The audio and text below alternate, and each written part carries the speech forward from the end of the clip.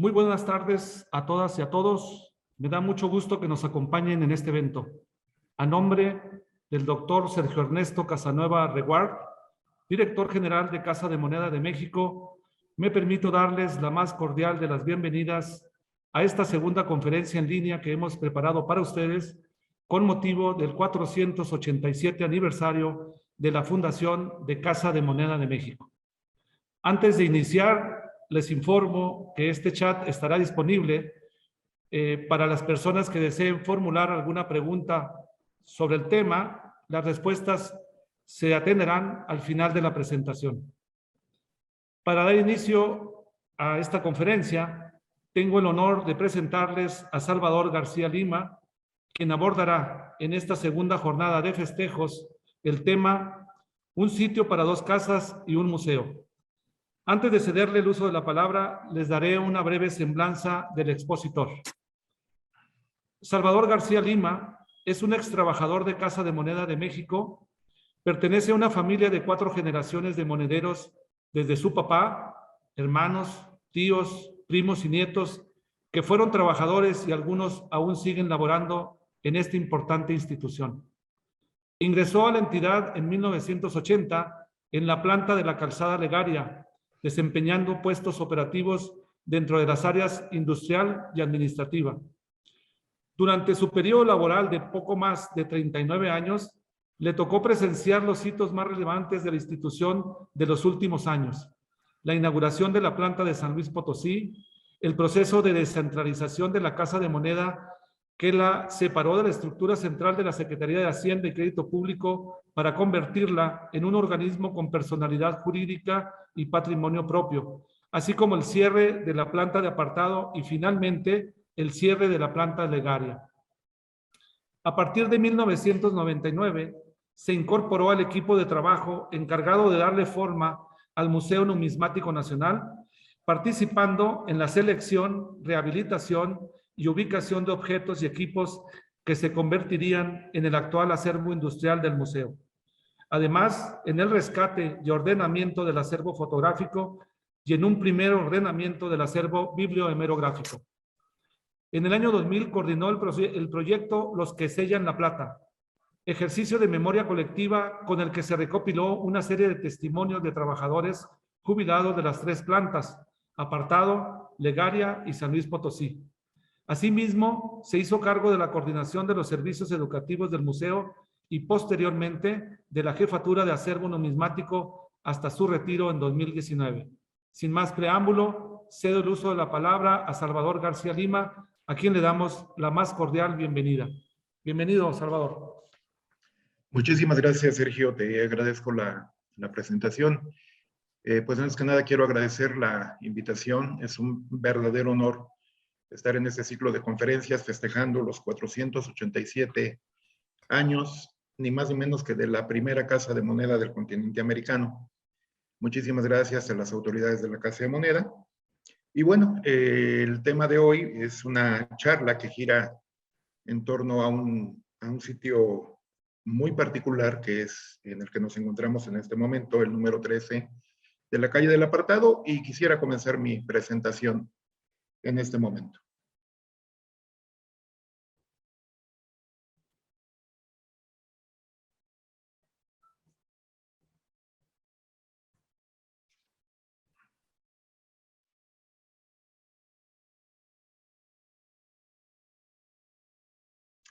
Muy bien, la charla gira en torno a un sitio muy específico de la Ciudad de México, el número 13 de la calle que hasta nuestros días sigue llamándose del Apartado, siendo así una de las pocas en el centro histórico que conserva la práctica colonial de nombrar a las calles por la residencia en ella de algún personaje connotado, algún acontecimiento ocurrido en ella, o como es el caso, por la ubicación de algún establecimiento. Para quienes no conozcan, la calle del Apartado se encuentra al norte del centro histórico, en los límites de la Lagunilla, y es una sola calle comprendida entre República de Argentina y la calle del Carmen. Más hacia el oeste, lo que es la calle del Apartado se llama República del Perú.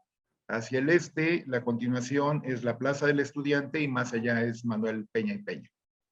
La calle del Apartado, entonces, es una sola, con los límites que ya les mencioné. Y aunque hoy es solo un rincón casi desconocido de nuestro centro histórico, un rincón ahogado en medio del tráfico, del comercio informal, en su momento formó parte del corazón financiero y económico de la capital colonial. En esta bella imagen, que es un fragmento del plano de Carlos López de Troncoso, podemos ubicar el sitio con el número 72. A solo 7 calles de la plaza principal, suficientes en el siglo XVI para situarla extramuros de la ciudad. Se puede observar claramente que para 1760, la del Apartado era lo que se llamaba una calle mixta, principalmente empedrada y con el canal prehispánico ya recogido en una acequia o atarjea. Un poco más arriba de nuestro sitio, vemos cerrado en un círculo rojo un detalle que explica el origen del nombre con el que se sigue conociendo al rumbo. Y sí, es una pequeña laguna o una lagunilla. A finales del siglo XVI se descubrió la calidad aurífera de las platas novohispanas, particularmente las de San Luis Potosí, de tal forma que comenzó a realizarse libremente la labor de apartar el oro de la plata en aquella ciudad y también en la de México. El apartado a muy grandes rasgos consistía en reducir las barras de plata a granalla, depositarla en un recipiente de vidrio llamado cornamusa, con agua fuerte, que no es otra cosa más que ácido nítrico, que luego era introducido en un horno hasta que se disolvía la plata. La solución obtenida se deslizaba hacia otra cornamusa, que es la que vemos marcada con la letra K, que también era introducida en un horno hasta que se disolvía la plata. En la cornamusa que tiene la letra G, una vez que se había destilado la solución de plata hacia la K, en la cornamusa G quedaba un asiento de color ocre. Ese asiento era justamente lo que se conocía como el oroche, es decir, el oro apartado. La cornamusa K pues también se introducía en su horno para eliminar el ácido y ahí quedaba la plata en estado puro. Este sistema era complejo, caro, poco eficiente, ya que suponía la destrucción de las cornamusas de vidrio para recuperar los metales, entre otros inconvenientes.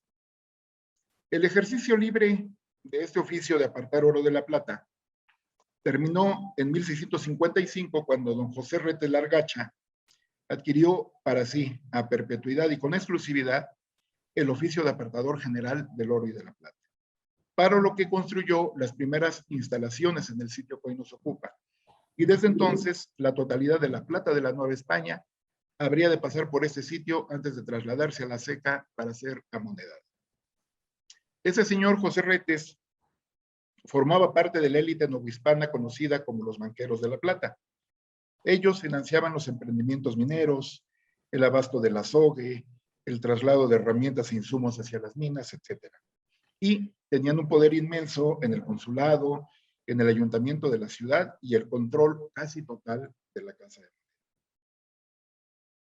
Para 1696, tras la muerte de don José, su hija Teresa resultó heredera universal de sus bienes, pero al estar mentalmente incapacitada, la familia Retes promovió que los bienes pasaran a mano de su sobrino, el bachiller Francisco Antonio Bernardino de Saldívar, quien luego al decidirse por la carrera eclesiástica, vendió el oficio a Francisco Faguaga, quien se encargó de ampliar las instalaciones del apartado, ocupando además habitaciones construidas en el nivel superior. Este óleo anónimo nos muestra al grupo familiar orando frente a la Virgen de Aranzazú, devoción de la comunidad vasca a la que pertenecían los banqueros de la plata.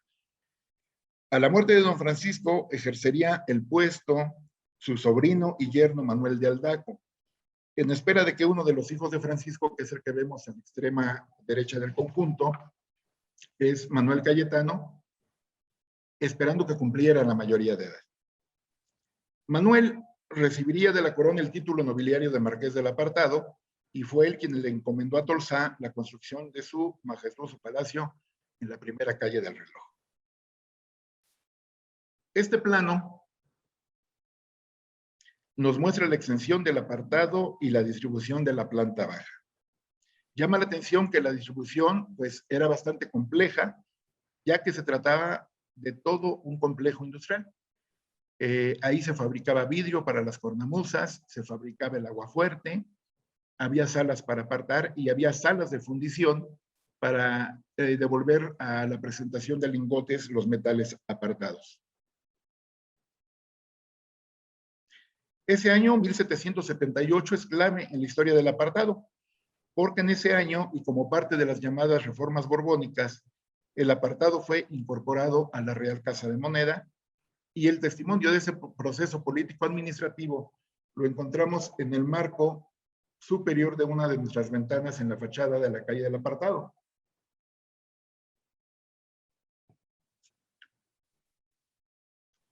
Aunque falta una o quizá dos líneas iniciales y son casi ilegibles los caracteres de la parte más significativa, pues da la noticia de que el apartado se incorpora a la Real Casa de Moneda el 21 de julio de 1778. Esa es la fecha, por lo menos que tienen las reales cédulas y la ordenanza al respecto. Quienes ejercieron el puesto de apartador general como funcionarios reales fueron el célebre José Ignacio de Bartolache, médico, matemático, químico, y luego lo sucedió Pascual Ignacio de Apesechea, y luego Joaquín María Casarín, y luego ya José María Apesechea, pero ya en el periodo republicano. El primer Apesechea, es decir, el sucesor de Bartolache, puso especial atención al mejoramiento de la obra material de la Casa del Apartado, como lo vamos a ver a continuación. En 1808, Apesechea logró obtener los recursos necesarios para la construcción de un nuevo local para realizar el apartado. La obra fue encargada al célebre arquitecto Manuel Tolsá, quien diseñó una estructura que al día de hoy resulta verdaderamente impresionante, a pesar de las modificaciones realizadas a lo largo del tiempo. También sobre la fachada de la calle del Apartado existe un arco que formó parte de una fuente diseñada por el mismo arquitecto para ofrecer agua potable a los vecinos. En el arco se lee: en obsequio del público, el apartador general, año de 1811. Algunos autores sostienen que las obras de remozamiento del apartado concluyeron en 1810, mientras otros afirman que se prolongaron hasta 1813, aunque al parecer se trata de dos etapas constructivas, ambas a cargo de Manuel Tolsá. El hecho es que todas esas acciones que buscaban hacer más eficientes las labores del apartado se dieron en el contexto de esa gran convulsión social que fue la Guerra de Independencia. A causa de la guerra, las conductas de plata encontraban cada vez más dificultades para llegar a la capital, y en atención a eso, en 1811 se dispuso que los principales centros de producción minera tuvieran su propia casa de moneda y su apartado. Y esto, desde luego, pues supuso la decadencia del establecimiento de la capital, al extremo de que en 1824 se dispuso su cierre definitivo al tiempo que se liberaba el ejercicio de apartado.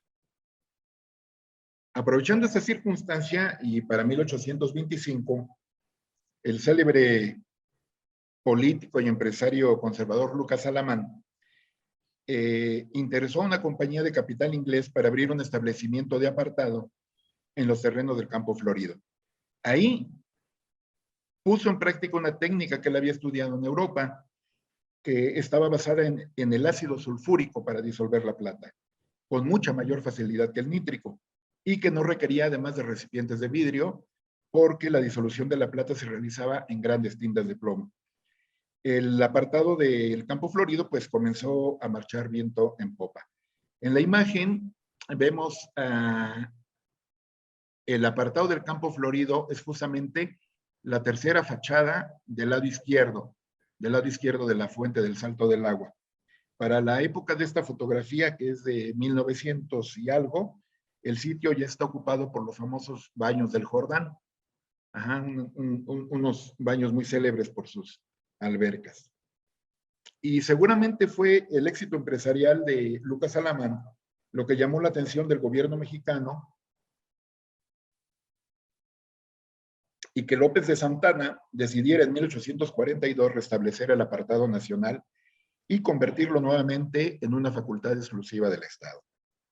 Para su reinauguración, el 16 de julio del año siguiente, el sitio fue reedificado casi por completo Y aquí habrían de ubicarse los equipos y los enseres que habían pertenecido al apartado del Campo Florido. El arquitecto Lorenzo de la Hidalga recibió la encomienda de intervenir el acceso y las escaleras principales, así como el patio central. En esta foto de 1900, la mayor parte del aspecto del patio son los que diseñó Lorenzo de la Hidalga. Aquí ya hay modificaciones, aunque se desconoce en qué fecha se realizaron, ya que las columnas del piso superior fueron convertidas a toscanas, lo mismo que las de abajo. Las descripciones periodísticas de la época mencionan que las columnas de arriba originalmente eran columnas corintias. Como parte del ajuar inaugural también se colocaron estas esculturas de Primitivo Miranda que representan a la minería y a la química y que hoy día están ocupando sendos nichos a ambos lados del zaguán, que es su emplazamiento original. Durante muchas décadas permanecieron sobre pedestales de madera en el descanso de la escalera principal. El periódico El Siglo XIX, del 23 de julio de 1843, contiene una crónica detallada del solemne acto de inauguración. Ahí se describen los detalles más fastuosos del edificio y no se miden en elogios para la nueva sala del apartado, que no es otra sino el local construido por Tolsá décadas antes, remozado, liberado de muros divisorios, convertido en fábrica de ácido sulfúrico y con una fuente al centro del espacio, con una asombrosa sombrilla de agua destinada al baño urgente de cualquier operario que fuera salpicado accidentalmente con el ácido. Este croquis muestra la extensión del conjunto para 1842. Se observa ya la rectificación del patio central y la reutilización del apartado de Tolsá, ahora como fábrica de ácido sulfúrico, eje de la nueva técnica de apartar. En el croquis se ha marcado la ubicación de una fuente ovalada al centro del patio, que según las crónicas tenía en medio una isleta formada por cuarzos y un águila de bronce. Aquí tenemos a la vista dos fotografías de autor anónimo importantísimas porque se trata de los únicos registros fotográficos que se conocen de la nueva técnica del apartado. Forman parte del acervo fotográfico del museo. Arriba vemos el local de Tolsá albergando las grandes cámaras de destilación de ácido sulfúrico y abajo las tinas de plomo en las que ese ácido disolvía las grandes barras de plata. Al fondo de estas tinas era que se precipitaba el oro apartado y la solución ácida de plata se sometía a otro proceso con sulfato de cobre para recuperar la plata ya en estado puro. Llegando a este punto, el escenario está listo para que a nuestro sitio llegue la otra casa que menciona el título. Y para ello, pues haremos un rapidísimo recorrido por la historia de nuestra ceca. Como bien sabemos, pues esta es la fecha que estamos conmemorando, el de la fundación de la primera casa de moneda del continente americano. La cédula real daba las instrucciones para el establecimiento de casas de moneda en Santa Fe de Nueva Granada, en México y en la Villa Imperial de Potosí. La primera en convertirse en una realidad fue justamente la nuestra. Al ser nombrado primer virrey de la Nueva España, Antonio de Mendoza trajo consigo las instrucciones reales para el establecimiento de la ceca. Quizá su experiencia como tesorero que fue de la Casa de Moneda de Granada haya influido para que la primicia de la Casa de Moneda pues haya sido para México. El sitio elegido por el virrey para establecer la ceca fue el predio que ocupara el Palacio de Axayacat, del cual se había apropiado Cortés y que para la época ya le había sido confiscado por el Consejo General de Indias. Actualmente, pues como todos sabemos, el sitio está ocupado por el Nacional Monte de Piedad. Para 1562 se trasladó a algún sitio dentro de la Diputación o Casas de Cabildo, que actualmente es la sede de gobierno de la Ciudad de México. Para esta época ya se había decidido cuál sería su lugar definitivo, pero se encontraba justamente en obras para albergar a la Casa de Moneda. Fue en 1569 que ocupó un espacio en la parte trasera del Palacio de los Virreyes, con su acceso principal por el norte, sobre la calle que hoy día sigue llamándose de Moneda. La fachada que hoy conocemos, que es la que vemos aquí en la fotografía, no es la original. Esta data del año 1732. La fachada original ha sido relativamente reciente. Ha sido reciente el descubrimiento de la fachada original del siglo XVI a cargo de la arqueóloga Elsa Hernández Pons, y puede ser visitada dentro de este sitio.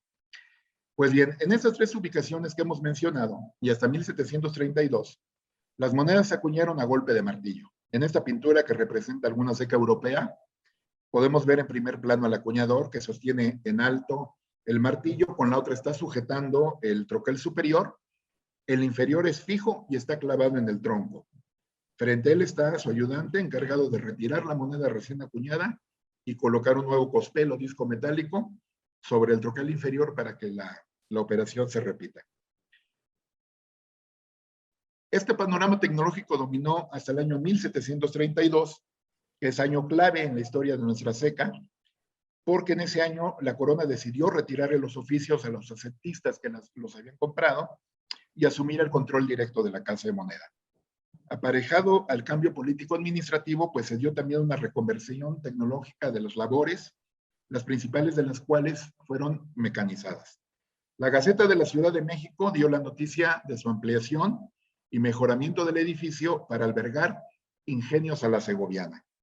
Un ingenio no es sino un mecanismo de engranajes como el que vemos en esta fotografía, reconstruido justamente en la Casa de Moneda de Segovia, que era donde se había probado con todo éxito esta tecnología de los molinos. En aquella seca, estos ingenios eran movidos por la fuerza hidráulica del río Eresma y fueron utilizados tanto para las labores de laminado como para la acuñación. A la izquierda vemos un par de rodillos de acuñación. Al centro vemos un tramo de lámina ya improntada, es decir, que ya recibió la impronta de esos rodillos. Y del lado derecho vemos las grandes ruedas hidráulicas que también han sido reconstruidas y que eran las encargadas de darle la fuerza motriz a todo el sistema. Aquí en México, pues, no había una fuerza hidráulica suficiente para hacer mover estos ingenios de la misma forma, de modo que se recurrió a lo que se llamó el molino de sangre, que no era otra cosa más que grupos de mulas que se uncían a un eje vertical, tenían que estar girando constantemente para echar a andar los ingenios en la parte superior. Aquí, a diferencia de Segovia, no se acuñó con rodillo. A la derecha tenemos una de las prensas de volante de la Casa de Moneda, que fue las que se utilizaron a partir de 1732. Abajo, con fines de ilustración, tenemos un volante de la Casa de Moneda de Madrid, para que se den ustedes idea del tamaño de estos mecanismos. Arriba puede parecer pequeñita, pero era un mecanismo bastante grande. Bien, llegamos otra vez a 1848 y aquí les platico que el traslado de la Casa de Moneda, de su sitio original en la calle Moneda a la Casa del Apartado, se decidió en el año 1846 bajo la presidencia de Mariano Paredes. Algunos investigadores afirman que este militar conservador recibió de ciertos personajes financiamiento para el movimiento armado que derrocó a López de Santana en 1845 y lo colocó a él como presidente interino de la República.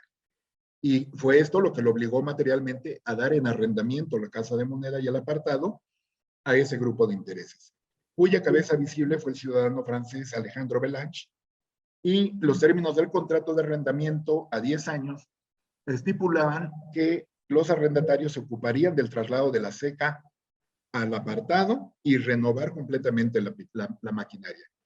Firmados los contratos, su aplicación, pues debió esperar a que pasara este paréntesis traumático de la intervención norteamericana, ya que las tropas invasoras pues ocuparon la propia Casa de Moneda como vivienda, lo mismo que gran parte del Palacio Nacional. Y hubieron esperarse hasta el retiro de las tropas, y de esa manera pues nos volvemos a ubicar en 1848. ¿Qué implicó la nueva reconversión tecnológica? Pues representó ni más ni menos que la Casa de Moneda ingresara de lleno a la época del vapor. El equipamiento incluyó prensas de acuñación a la izquierda, a la derecha arriba las tareas de laminación y a la derecha abajo la labor de cortar los cospeles, que son los discos metálicos sobre los que se acuñan. Aquí del lado izquierdo vemos la máquina de vapor. Es una foto ya más temprana, esta más reciente, esa ya es de principios del siglo XX, pero nos muestra todavía instalada la gran máquina de vapor. Su sustituto eléctrico ya está a la izquierda de ella y ya se está haciendo cargo de la gran polea que ponía en funcionamiento el sistema que vemos en la foto del lado derecho. En la parte de arriba vemos que hay una serie de ejes a los que cada máquina se conecta por medio de bandas y poleas. Muy bien. En 1856, a punto de extinguirse el primer contrato de arrendamiento, comenzaron las negociaciones para su renovación. Y bien, si hay datos que sugieren la intervención de capitales extranjeros en la revuelta que colocó a Paredes en la presidencia de la República, pues lo mismo ocurre al recibir Ignacio Comonfort un préstamo de 600,000 pesos, tanto en armas como en efectivo. Y con ello se impulsó militarmente la revolución de Ayutla, que lograría sacar para siempre a López de Santana del escenario político mexicano.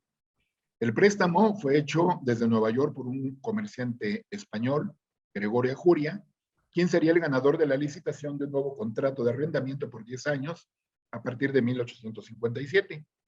Ajuria obtuvo la titularidad del contrato junto a Alejandro Belanche, aunque al final este salió de la sociedad y fue reemplazado en la misma por John Temple, un terrateniente californiano, uno de los fundadores de la ciudad de Los Ángeles, y que era al mismo tiempo suegro de Ajuria. Aquí lo vemos en la foto.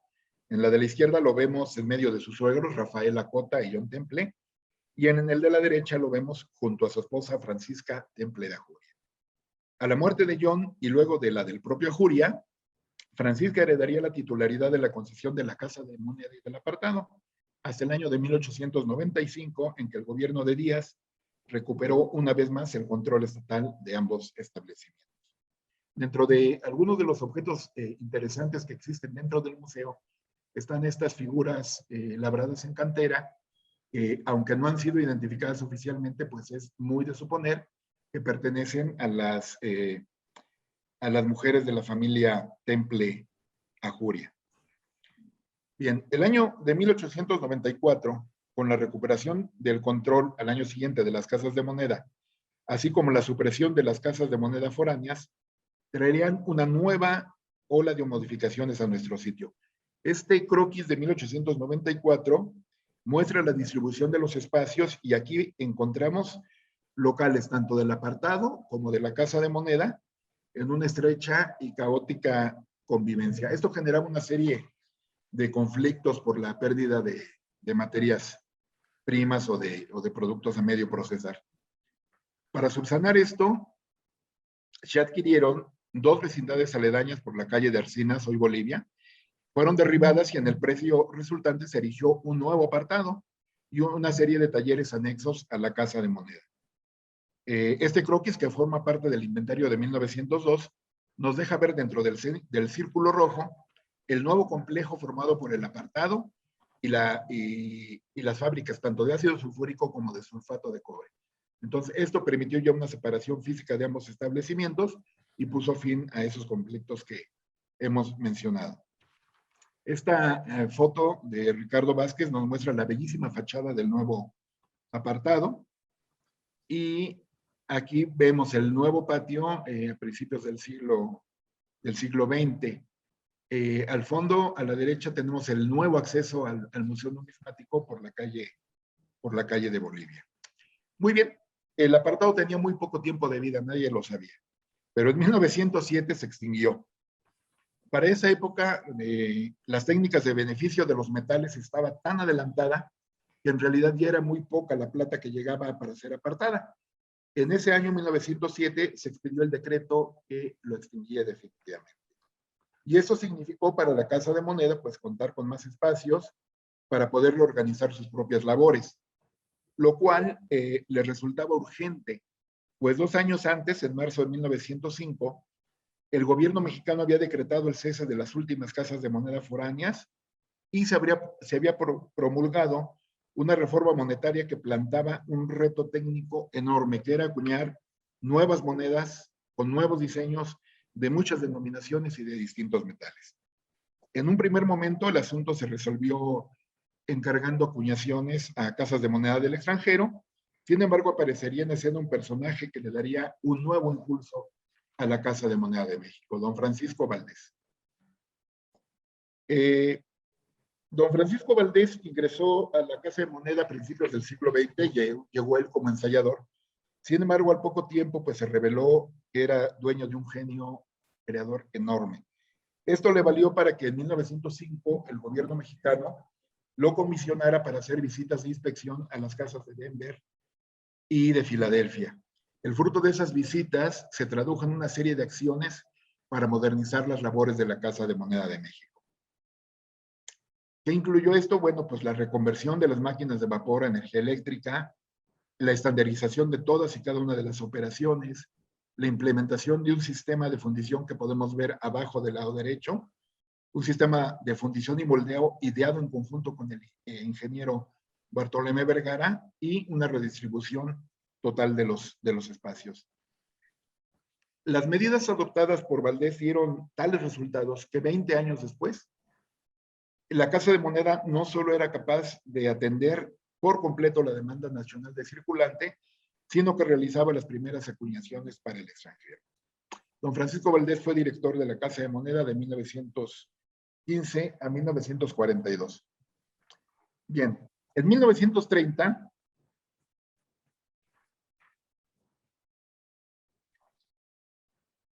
la Secretaría de Hacienda decidió que los talleres de impresión de valores y estampillas, eso estaba haciendo que se diera al traste mi título de la charla, porque tendríamos que haber dicho un sitio para dos casas, para unos talleres de impresión y para un museo.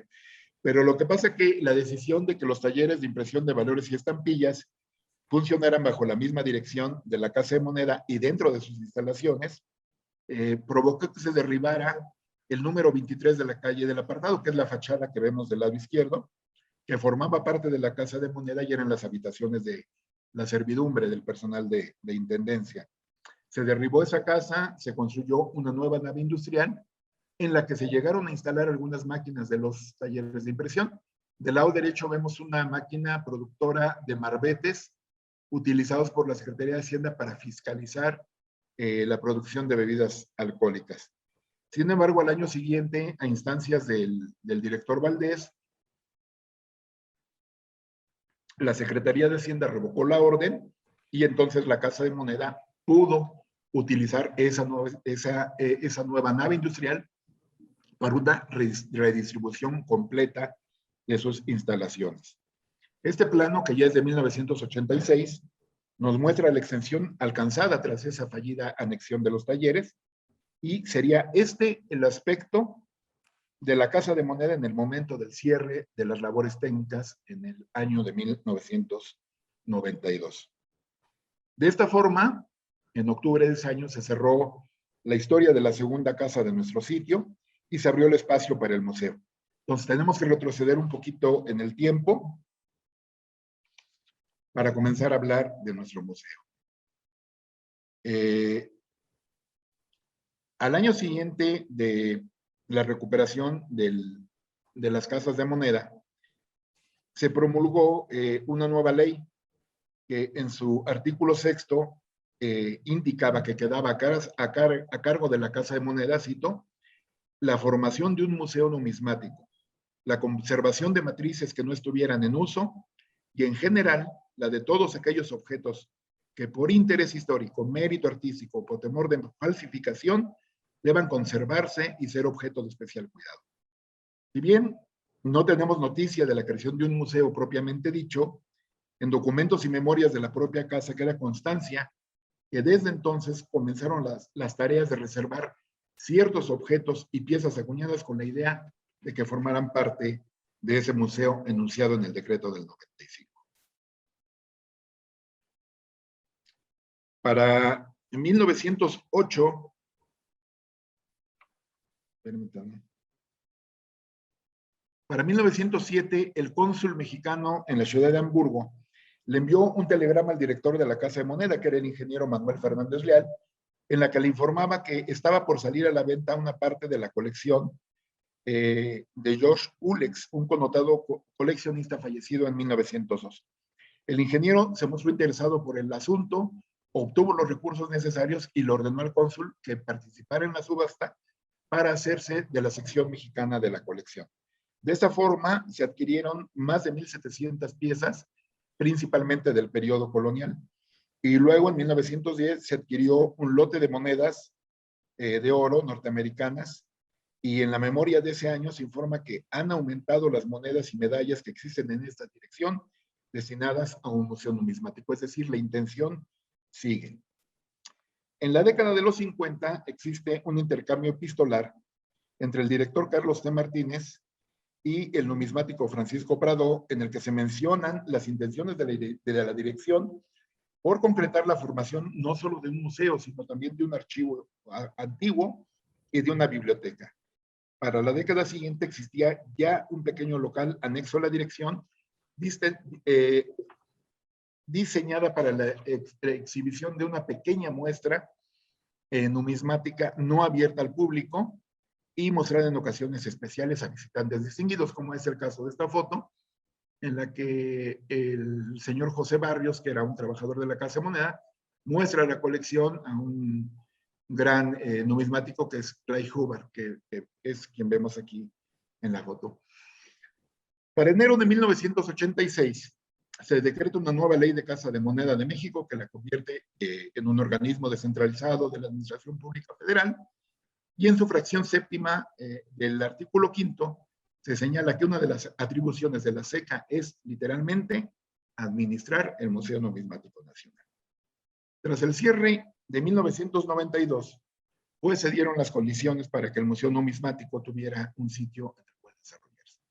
Pero para eso, después del cierre, hubo que atender la urgente necesidad de restaurar todos los daños sufridos por la casa durante tantas décadas de trabajo súper intenso dentro de las instalaciones. Aquí vemos el grado de deterioro que alcanzaron algunos espacios, el maderamen completamente pues a punto de colapsar, una gran cantidad de objetos también que quedaron como residuo de las labores que aquí se desarrollaban. Aquí vemos otra toma de ese estado ruinoso. Al tiempo que se realizaba esta labor de escombro y remozamiento, personal del INAH realizaba, gracias a un convenio de colaboración con la Casa de Moneda, el rescate de un gran tesoro, nuestro acervo documental. Habría de revelarse como un grupo documental de gran importancia para la historia de la nación. Y luego, tras varios años de esfuerzo, finalmente en el año 2000, por fin estuvieron listas las primeras áreas de exhibición numismática. También espacios para el acomodo del acervo bibliográfico que se convirtió en la actual biblioteca, y sobre todo con la limpieza y puesta en valor de los dos principales espacios industriales con que cuenta el sitio: la gran sala de amonedación, impresionante también, y el magnífico espacio construido por Tolsá, nuestra sala de fundición. Durante el año 2000, primero de su funcionamiento, se atendió a un total de 86 visitantes. Luego fueron aumentando año con año. En 2012 se realizaron nuevas obras de remozamiento, mismas que concluyeron en 2015, y el aniversario de ese año se festejó abriendo las puertas al público en general. De entonces a la fecha, las autoridades de la Casa de Moneda se han empeñado en la difusión de este sitio con aspecto de fortaleza, en el que el tiempo parece transcurrir a su propio ritmo y que mantiene una atmósfera que pareciera destinada a conservar la memoria de personajes involucrados en su muy particular evolución, pero también la de varias generaciones de trabajadores orgullosos de su oficio, que no son otros sino los monederos mexicanos. La oferta museística que la Casa de Moneda hace al pueblo de México es verdaderamente excepcional. Creo que es difícil poder encontrar otro museo en el que el visitante pueda acercarse al arte, a la historia y a la tecnología en un solo sitio, como es el Museo Numismático Nacional. Es todo de mi parte. Muchísimas gracias por su atención. Salvador, pues muchas gracias por tu brillante participación. Creo que ha sido una información muy importante para todos nosotros porque viene la historia desde sus orígenes, de cómo evolucionó este espacio como Casa del Apartado primero, luego cómo evolucionó como Casa de Moneda desde 1848 y que permaneció hasta 1992, y además cómo se va haciendo todo el proceso de rescate de lo que hoy tenemos como el Museo Numismático Nacional. Es muy ilustrativo porque mucha gente que viene y lo ve en el aspecto actual, no se imaginan todo lo que hubo que hacerse. O sea, ese plan maestro que se inició desde 2000 y hasta la fecha se ha mantenido para poder mantener en buenas condiciones, y que gracias a los expertos, a los museógrafos, curadores que durante mucho tiempo han pasado por esta institución, pues le ha dado un nivel, siento yo que a nivel internacional, pocas casas de moneda creo que puedan tener este nivel de rescate, de conservación, de preservación, y pues muchas gracias por darnos esta luz de información que durante tantos años, pues desde tu familia, desde tu padre, tus hermanos, tus tíos y todas las generaciones, pues han aportado para que esto se mantenga. Fíjate que tenemos una participación muy fuerte. La gente le interesó mucho el tema. Hay muchos comentarios, felicitaciones. Y bueno, te quiero primero dar los comentarios y felicitaciones. Por aquí nos llegó un comentario, una felicitación de parte de Raúl Martínez. Dice: buenas tardes, gracias por la invitación. Saludos desde Lina. El doctor Glenn Murray nos dice: muy buenas tardes desde Segovia, España, para todos. Iliana Maya dice: ahí me enamoré de la numismática hace unos años, ¿no? Refiriéndose a toda esta información. Inés Herrera dice: buenas tardes, un gusto escuchar a Salvador García Lima, experto y profesional en la historia de Casa de Moneda de México. Transmito asimismo los saludos, felicitaciones y reconocimientos de la maestra Alma Parra, también de Lina como yo. También Antonio Juárez, un saludo, dice: saludos desde Durango, del Museo Numismático y la NUD. También Glenn Murray nos dice: oh, me encantan esas fotos. Se refiere a las fotografías que proyectaste sobre la sala que actualmente se conoce como de fundición, pero que en su momento también aparece aquí. Le interesó mucho la fotografía que presentas sobre las tinas que se hacía el apartado con el ácido, la técnica que llegó y que se empezó a hacer en esta sala de fundición del ácido sulfúrico. Y también Glenn Murray dice: cuando transmites la fotografía de la calle de Moneda, en donde estuvo, una fotografía de 1569, donde estuvo, antes de llegar acá a la Casa del Apartado, la Casa de Moneda de México, que es ahora el Museo Nacional de las Culturas del Mundo. Dice: Elsa Hernández Pons me enseñó sus descubrimientos sobre la fachada original en mi visita de 2015. Gracias, Elsa. ¡Viva Segovia! Dice Glenn. Y bueno, tenemos también unos comentarios y felicitaciones. Y aquí Glenn Murray también dice: oh, fotos de viejas máquinas, me encanta, que son las nuevas, las primeras máquinas que llegaron aquí a propulsión de motor y que les encantaron estas máquinas. Igual sobre la compra de la colección de 1908, hacen referencia Glenn Murray que le encantó esta información. Y además dice: buena compra, dice: oh, buena compra, excelente labor de conservación, aplausos. Mirna Camarero dice: bravo. Y así Inés Herrera vuelve a felicitar a Salvador. TTBJ, no sé qué significa, felicidades, gracias una gran historia. Anel Alonso, gracias por compartir toda esta hermosa historia. Iglen dice, gran experto, Salvador García Lima. También tenemos unas preguntas aquí. Sí, gusto. Adrián González de la Sociedad Numismática de Monterrey nos señala que le parece una excelente presentación, felicidades, y nos tiene dos preguntas. La primera dice, las cornamusas que hacían en México, ¿las cornamusas se hacían en México o se importaban de España? ¿Y qué ciudad se elaboraban? ¿Se tienen alguna en el museo? ¿Se refieren a las cornamusas? Sí, no. Las cornamusas se fabricaban aquí, en este sitio. El apartado es uno de los primeros sitios en la Nueva España donde se autoriza la fabricación de vidrio. La producción del vidrio estaba estancado por la corona, no cualquiera podía fabricar vidrio, y el apartado es uno de los primeros sitios en fabricarlo.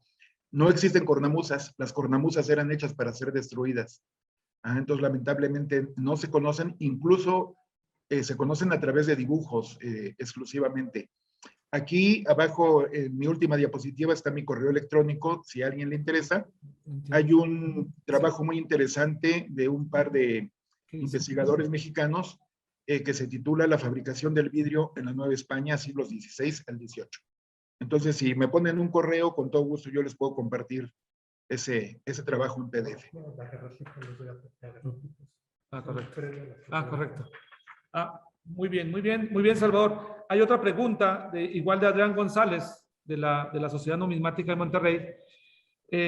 Pregunta, ¿cuál es la fotografía daguerrotipo más antigua que se tiene de la Casa de Moneda y/o del apartado? La utilizamos en esta presentación justamente. Son estas fotos donde aparecen las tinas de ácido sulfúrico y las cámaras de destilación de ese ácido. Es el registro fotográfico más antiguo. Es importante señalarlo, todas estas imágenes son propiedad del Museo Numismático Nacional Casa de Moneda de México y forman parte de su acervo fotográfico. Muy bien. Tenemos algunos comentarios, felicitaciones. S. Aguilar, muy interesante su ponencia, señor Lima, me gustó escucharlo. Maru Llamas, mil gracias por tan valiosa información cultural. También L. Urbina, saludos a Salvador Lima, gran compañero y amigo en el cual se aprende mucho de Casa de Moneda de México. Chavita, como algunos le decimos, es un tesoro histórico. Un abrazo, Chavita, dice. Frida Montiel, muchas gracias por la presentación, una presentación sumamente apasionante. Muchas felicidades, Salvador. María del Socorro García Lima, felicidades por tu vida dedicada al realce de esta gran institución. Antonio Juárez también dice muy interesante y completa investigación. Felicitaciones de Durango al maestro Lima. Pineda dice felicidades. Salvador, es un cúmulo de información. Un abrazo. Creo que con esto podemos decir que se redondea la presentación de Salvador. Y bueno, pues con este último comentario se da por concluida esta segunda conferencia. Agradezco a Salvador su valiosa participación y a ustedes mi agradecimiento por sus preguntas y por sus oportunos comentarios. Asimismo, quiero aprovechar para informarles que Casa de Moneda de México los invita a la tercera y última conferencia en línea que tendremos mañana viernes 13 de mayo a las 13 horas, en el cual se abordará el tema la proyección internacional de la moneda de plata en la transición de la Nueva España al México independiente. Nuestro ponente será el doctor Ricardo Fernández Castillo. Esperamos contar con su presencia, nos dio mucho gusto que nos escucharan, que nos vieran y bueno, pues muchas gracias a todas y a todos. Buenas tardes, hasta pronto.